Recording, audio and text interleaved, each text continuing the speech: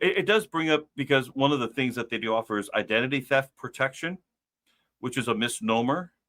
And I say it's a misnomer because they're not going to protect your identity from being stolen. They're going to help reimburse your legal costs for getting everything restored back to the way it was.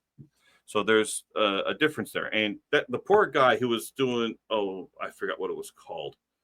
Um,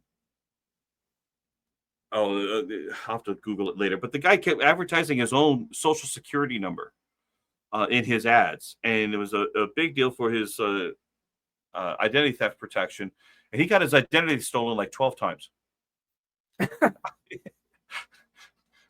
I mean, how effective was that? But it wasn't about effective, stopping identity theft. Although they do have proactive measures that you would be enrolled in to make sure, to lock you down your credit report. Which, by the way, you can always lock down your credit reports for free. You don't need to be a member of something to have to be able to do that. But LifeLock, thank you, Alonzo. That's what I was thinking of. LifeLock. Shows how current I've been on that.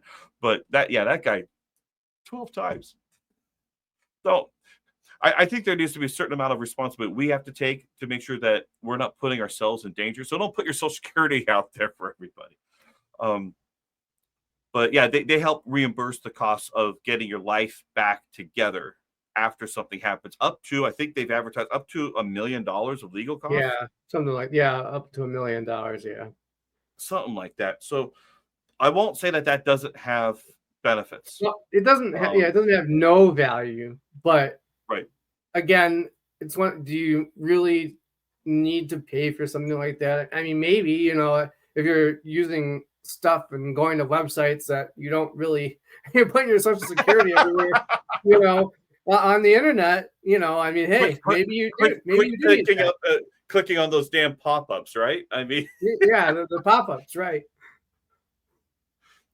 My stuff has been on the dark web. I don't know, and I could tell when I'm getting stuff because I move things from other email addresses and I still have access. And it says, okay, a Bitcoin transaction is taking place in your name. I'm like, no, that's one of those leaked emails. I know that's where that stuff is happening.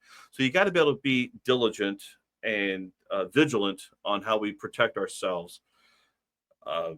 Yeah. But you know what? If it makes you feel better and it helps you sleep better at night, it's inexpensive, go for it. Whatever, who cares?